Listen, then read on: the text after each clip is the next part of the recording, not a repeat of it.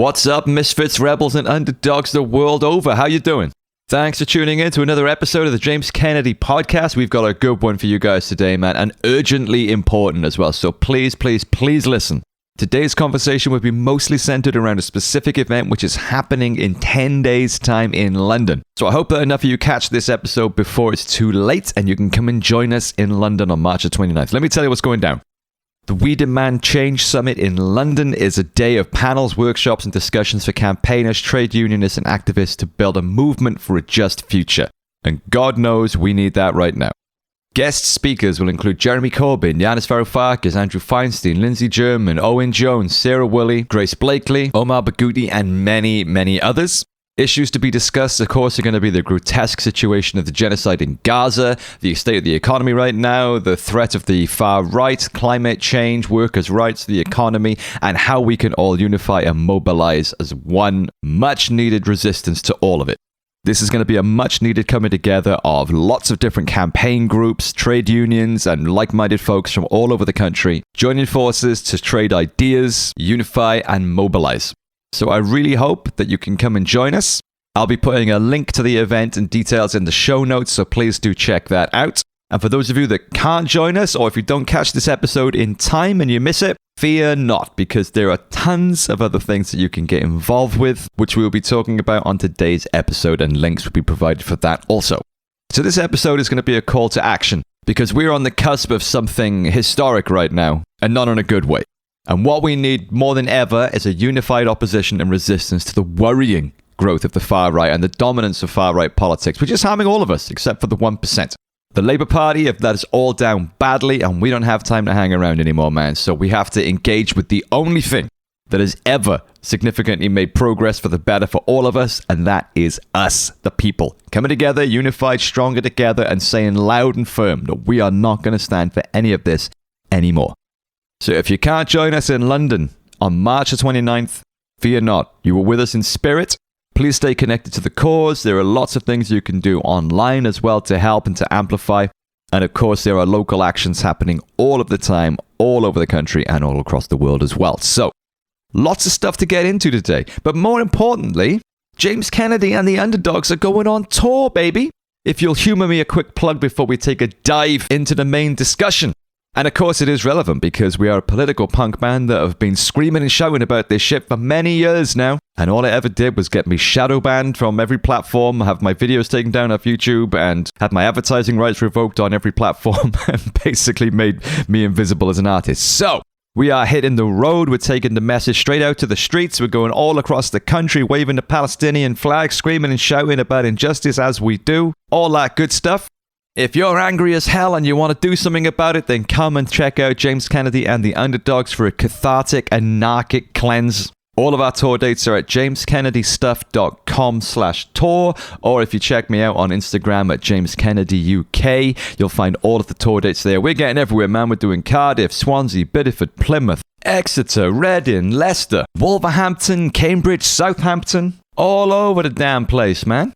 So come and join us, scream and shout and throw yourself about and feel much better for it. We hope to see all of you there. And before I introduce today's guest, please take a second to subscribe to the podcast on whatever platform you're listening to it on, whether it's YouTube, Spotify, Apple, Podbean, wherever. If you could give it a follow or a subscribe, that would be amazing. It really helps the algorithm to know that people want to hear this shit. And of course, we need people to hear this shit. So help a brother out and click that button, baby. Okay. We're joined today by Lewis Nielsen, the anti-fascist officer at Stand Up to Racism, one of the many campaigns behind the upcoming We Demand Change Summit happening in London this March the 29th. Lewis, thank you so much for joining us, brother. How you doing, man? I'm good, James. How are you? I'm very well, thank you, man. Thank you for asking, and all the better for seeing your fine self. We got loads of stuff to delve into today, but before we do that, I wanted to ask if you could tell the listeners a little bit about yourself and the campaign group that you were involved with, Stand Up to Racism. What is it that you guys do, and what is it you campaign for? Great. Well, it is a real pleasure to be here, James, and to be talking to you. So look, my name's Lewis. I'm the anti-fascist officer with Stand Up to Racism. We are a broad coalition based in Britain that campaigns against racism, fascism, Islamophobia and anti-Semitism. To be honest, most of our time, unfortunately, in the last year or so has been taken with campaigning against the far right. We were one of the organisations that did a lot around the response to the far right riots we've seen in last August. And we spend a lot of our time pissing off Tommy Robinson and his supporters by organising counter protests and making sure they're not, they don't march unopposed. So that's what we're about. And then the event we got on the 29th of March, the We Demand Change Summit, is really about all the organisations who are supporting it coming together and saying something's got to happen. We've got to try and change the way things are heading in Britain. So we're really excited about it. And it's only 10 days away, I think, now, which is exciting, but there's a lot of stuff to do to pull it all together. I can imagine, mate. Yeah, I can imagine. And not the only event that you guys are involved in as well. We'll mention that as we get towards the end, just to loop backwards. So tell us about what is happening at the event in London on March the 29th, then, if you can. Well, look, the event came about because a few of us from the different campaigns, Stop the War, the Peace and Justice Project, Jeremy Corbyn, trade unionists and others, have just, to state the obvious, looked at what's happening in Britain, looked at the direction Keir Starmer is going in, and said that we need to do something to try and stop this, that it's possible for us to come together, to debate, to discuss, but also, to be honest, to fight back, to say that, the racist rhetoric he's using around immigration, the stuff today announced about the attacks on disability benefit, the support for an Israeli genocide in Gaza. It's about saying that if we work together, if we join the dots, the anti-racist movement, the Palestine movement, the trade union movement, if we come together, then we can offer a politics of hope. Because I don't know about you, James, but it's myself, my friends, my family, a lot of people feel despair at the moment, I think. And the 29th is about trying to say that if we come together and organise, we can offer a politics of hope. Love it. Well, God knows we need that more now than ever before, because it is hard to maintain hope at the moment, man, I mean, the sheer scale of injustice and unfairness that we're witnessing right now across the world, not even to mention the horrors of the genocide in Gaza that we're all witnessing on a daily basis that just seem to go completely unopposed by the world's powers. It is hard to keep one's hope and one's fight at a time like this, but I'm sure that that's exactly what the powers that be want. And that's why I love events like this and activism more generally, because it always makes you realize that you're not alone, that there are way more of us than there are of them, that there are way more good people in opposition to the bad guys than you might be led to believe if you look at Twitter or the mainstream media for 5 minutes. So I always feel better and more hopeful when I come away from one of these things. And so far the numbers are looking good, right? You've got thousands are prospected to turn up to this one. Yeah, I mean, look, we're confident that at least 2,000 people will be booked in advance. More will turn up on the door, some will join online. And, like you just said, James, this is about building collective power from below. It's not about saying we have to, hope that someone in the Labour Party drags it a bit leftwards or wait until there's some electoral project. I'm for challenging Starmer, but it's really about saying that, our power lies when we mobilise, when we organise, and when we get out on the streets, when we organise in workplaces, communities, and that kind of thing. And we think that kind of thing can turn the tide. I think it's understandable why people feel despair, but to be honest, fear mongering, etc., is going to get us nowhere. Do you know what I mean? We have to have a sober analysis about what we face, which is a big threat, but we have to say, right, we're going to crack on with trying to change things. And if we do that, we think we can. We think we can have an impact in Britain. Maybe I'm an optimist, but I honestly believe that there are more anti-racists in Britain than racists. I think there's more people in support of Palestine than there is in support of what Israel's doing. And, I think there's more people who want to spend money on supporting people with, on benefits than they do want to on giving the rich tax cuts. And I think that the question is we've just got to organise those people, isn't it? 100%. And thank you to yourself and everybody involved in this for making that happen as well. It's so important. You've already alluded to some of the pressing social issues that face us right now. I'd like to do a bit more of a deeper dive in that. I mean, we can talk about this either from your personal perspective or obviously as a representative of the event and the campaign group that you're a part of. But I'd like to ask you, and you can answer it from whichever angle you want to do so. What do you feel are the most pressing issues for us as a country right now and as part of a global community as well? Well, I do think that if you look around Europe, I think the rise of the far right is well, to put it mildly, is one of the biggest challenges we're going to face. I mean, if you look now, if the picture around Europe is that far right or even fascist parties are getting 20% of the vote or are getting elected. Yep. I mean, the German election result that came through, what was it, a month ago now? You know, there's a fascist party in Germany getting 20%. And these guys don't really hide it, to be honest. You know, they openly embrace the controversy of, you know, Holocaust denial, of calling for mass deportations and so on. My biggest worry is that Britain is not far behind. You know, if you look at Farage and Reform, I do think it's a unique threat that we've never actually faced in Britain. Yeah. I mean, this is a far-right party, which now has 4 MPs because, you know, thankfully they're falling out with each other a bit. But it's going to win a lot of councillors in May. I think it could win something like 200, 300. They're probably going to win the by-election in Runcorn. There's a chance of that. And they've got 200,000 members. And we think that it's time to sound the alarm about that.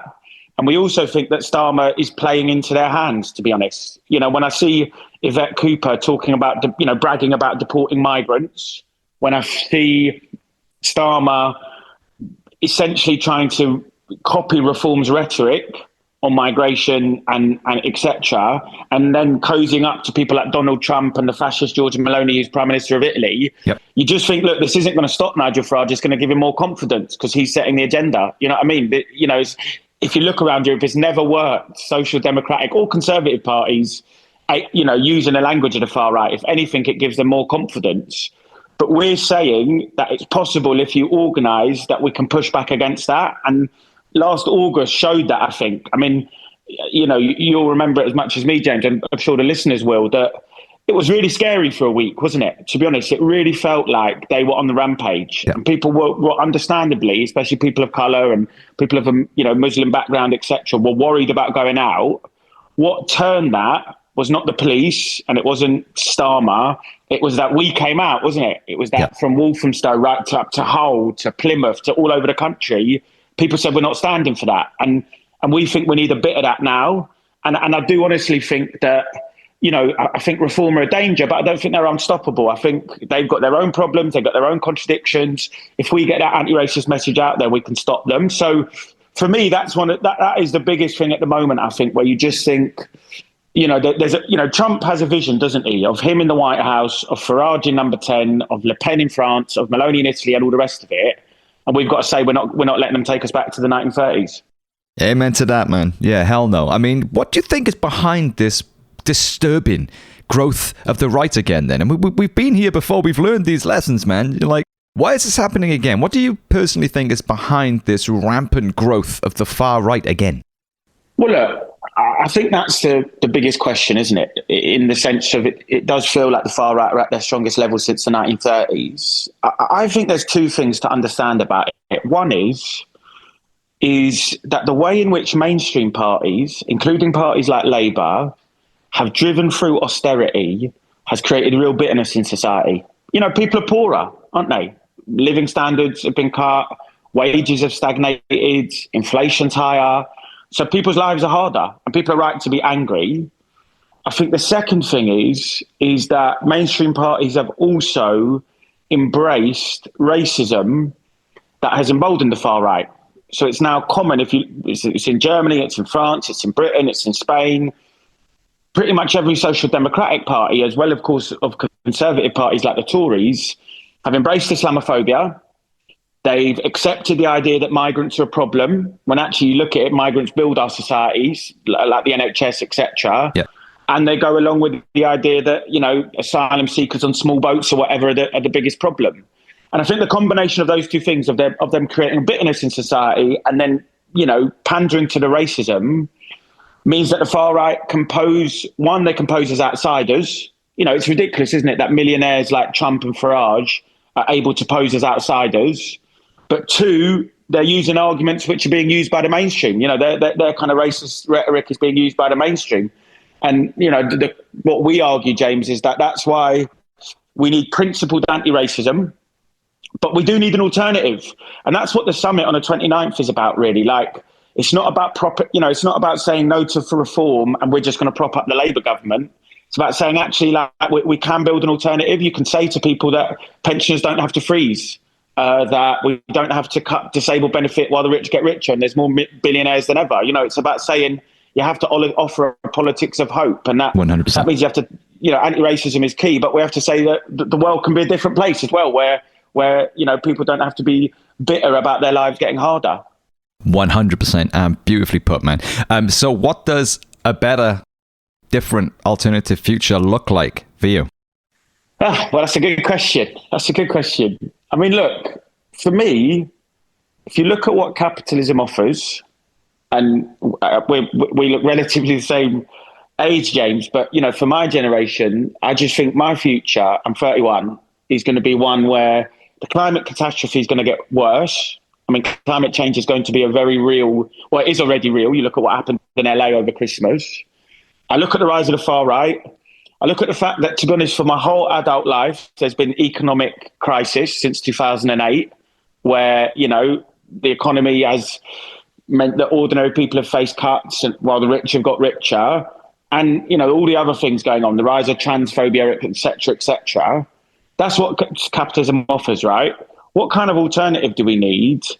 I do think it's possible for us to build a world where profit isn't king, where, the destruction of the environment because so Shell and BP can make record profits isn't just a given, where we don't have to accept the idea that they're going to play migrant workers off against indigenous workers, so that they're not uniting together. And I think it's possible that we can build a more just and sustainable world. And that, for me, to be honest, is a different kind of society. Maybe I'm going to shock you, James, but I'm an anti-capitalist. I think that, the problem in society is the way that the system is run. And I honestly think there's a potential, and you see it all the time in the movements for Gaza, or when people go on strike, or the solidarity people show with, people who are under attack. That kind of feeling and spirit is something which I think we can channel into a much better kind of world. You madman. You mean you want a more equal society where capital doesn't trash the planet and everybody's lives, and we'll have to live as stressed out cogs in a machine in order to make billionaires richer? What, are you crazy? It sounds terrible, doesn't it? It sounds amazing, and I don't know why it's so bloody difficult for us to get that over the line, I mean, these are all the things you just mentioned are all the things that we all want. It all seems so obvious, doesn't it? Everybody wants equality and security and a life of dignity and freedom and human rights. And there's not really any reason why we shouldn't all be able to live that life. But it seems to me that after the honeymoon period, after the Second World War ended, where we had the birth of the NHS and free education and workers' rights and the welfare state and the rebuilding of the country in a much more equal and socially aware way, it seems that ever since then, we've just been slipping back into the old oligarchic ways of the past. Why is that? How have we let that happen? How's it happened? Why has it happened? And how do we get from 1947 to where we're at now in 2025? What's going on? Well, if I could answer that, James, I'm not sure we'd be here. We'd be living in a kind of egalitarian paradise. But I guess, look, the biggest question for me, right, is, do the majority of people in Britain and the world, I think there's big numbers of people who want to see change, who recognise the world is a fucked up place, to be honest. And partly that's because of the big stuff happening, climate change, the rise of the far right, etc. But also it's like because people's own experience is hard, isn't it? I mean, yeah. I think I'm the first generation who has it harder than my parents did. Yeah. Yeah. I speak to my mum about this, right? My mum was the first in her family to go to university ever. She got paid a grant to do that she never had to pay back, by the way. It was a grant.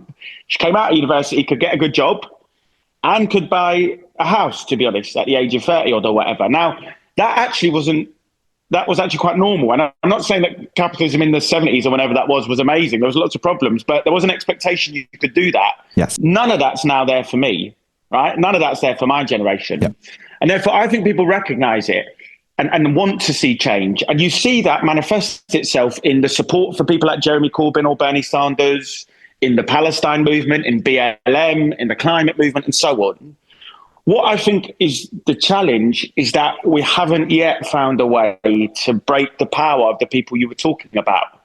Like we've shaken the system, haven't we? BLM did, the climate movement have, Palestine has, etc. It's shaken the system, but the power structures still remain intact. The way, the big corporations, the way in which the politicians and the media support them, the way in which the police protect them. And I think how we build movements, therefore, that actually can break that power. That's the biggest question. And look, I don't have all the answers for that. I mean, the summit on the 29th, we're not saying we have all the answers, right? Yep. It's not going to be a top-down thing where you come on and in the first session, we're going to give you the what is to be done and follow the leader. Yeah. Do it. Well, exactly. I mean, we want to discuss. We think there's got to be a discussion about this, and there's lots of different views, etc. My biggest thing is how the magnificent movement for Palestine we've seen, the anti-fascist mobilizations, how do we build them into something more? And my personal view is, and I'm not really speaking on behalf of any organization here, my personal view is I think we do need an electoral challenge. I think it would be good in Britain if the left got its act together and put Starmer under pressure this May 26 beyond. But to be honest, I think you have to go further than that as well. I think, if I think about the Palestine movement, the biggest power of that has been what we've done in the streets, the mass demonstrations, the student encampments, the stuff people have done at work.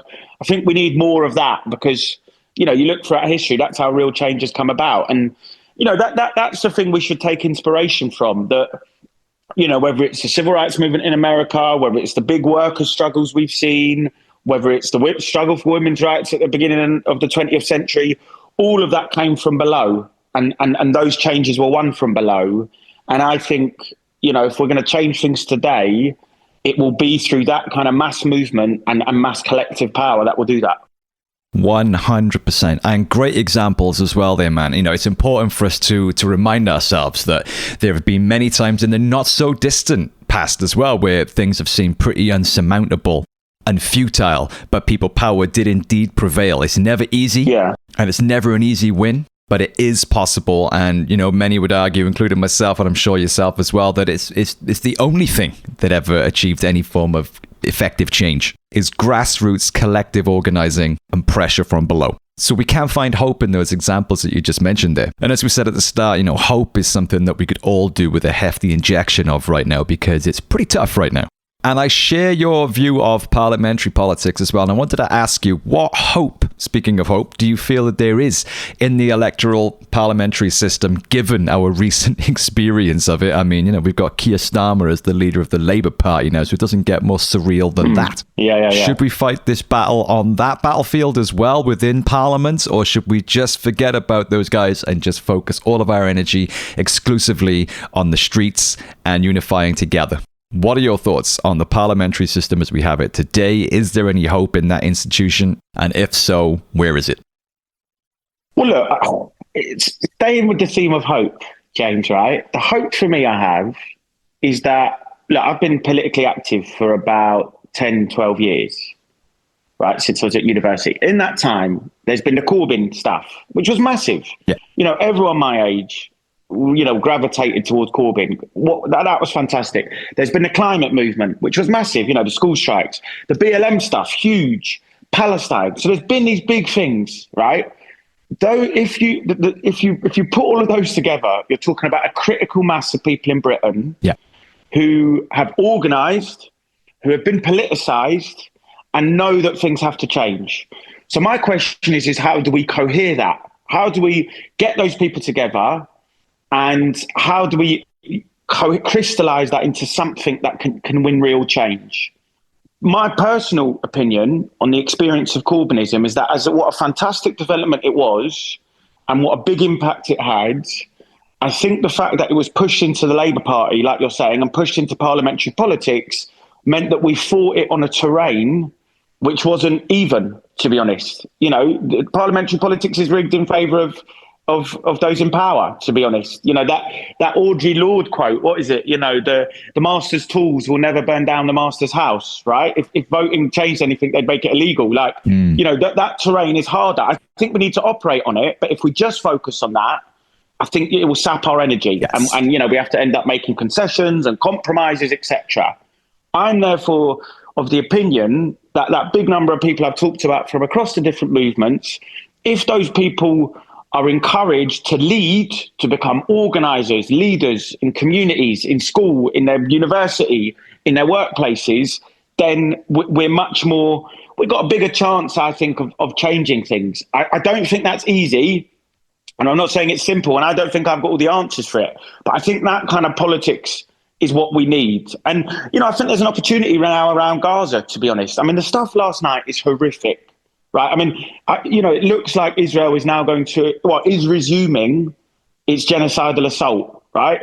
What are we going to do about that? I'm for voting for left-wing candidates in May 25 in a month's time, and I'm for doing it in May 26. But it can't wait, can it? Yeah, no. And I actually think we've got to think, the magnificent stuff that we've seen on the streets from Stop the War to PSC, etc. I think we've got to make the country ungovernable and say that while the support is being pumped into what Israel's doing, we're not going to let them do it.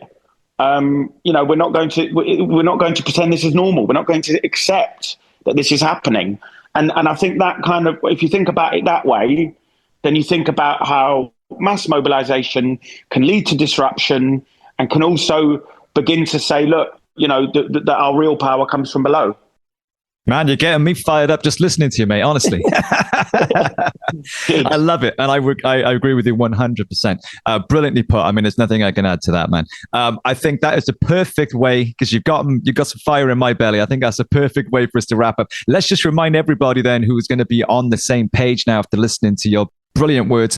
What is happening on March the 29th and how can they get involved? So, Saturday the 29th of March, it's the We Demand Change Summit of Resistance. There's going to be thousands of people there. There's going to be big speakers, Jeremy Corbyn, Omar Barghouti, and so on. But to be honest, it's a day for action planning and mobilising. There's going to be workshops, sessions, there's going to be live music. And it's about the left coming together and saying, look, we can turn the tide on despair. It's in East London. It's at the Cause, which is a fantastic music venue that you might know, Jake. Oh, yeah, man. It's going to be a fantastic event. And I'd really urge everyone listening to get there on the day and be part of the debate and discussion to say, look, this could be a line in the sand. We're not going to accept the way things are going. We can change it, and we can do that if we come together and we organise.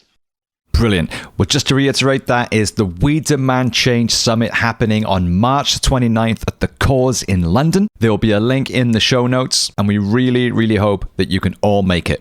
As I mentioned at the start, if you can't make it, fear not. There are loads of other things that you'll be able to get involved in through whatever means you can, happening all across the country, all of the time. And the best way to find out about what's happening in your local area and how you can be involved is to head to standuptoracism.org.uk. It's a brilliant website full of resources and links and things you can get involved with. There's also a contacts page in there where you can get in touch with your local groups. And if you follow them on their socials as well, you'll get in-the-minute updates on things that are happening as they happen. With that said, Lewis, we have to bid you farewell, my friend, because I know you've got to rush off and do another one of these. But thank you so much for giving us your time, man. We really, really do appreciate it. And thank you for everything you're doing for the cause as well, mate. Best wishes with the event, best wishes with everything moving forward, and peace, strength, and solidarity, man. Amazing. Thank you, James. And thanks, everyone, for listening. Oh, thank you, man. We'll see you soon. Take care, bro. Cheers. There he goes. Give it up for Lewis Nielsen from Stand Up to Racism. Now, I don't think there's anything I need to add because we pretty much covered everything during the conversation there. I hope you enjoyed listening to it and I hope you got something to take away from that. And I really do hope that as many of you as possible can join us on March the 29th at the Cause in London for the We Demand Change Summit.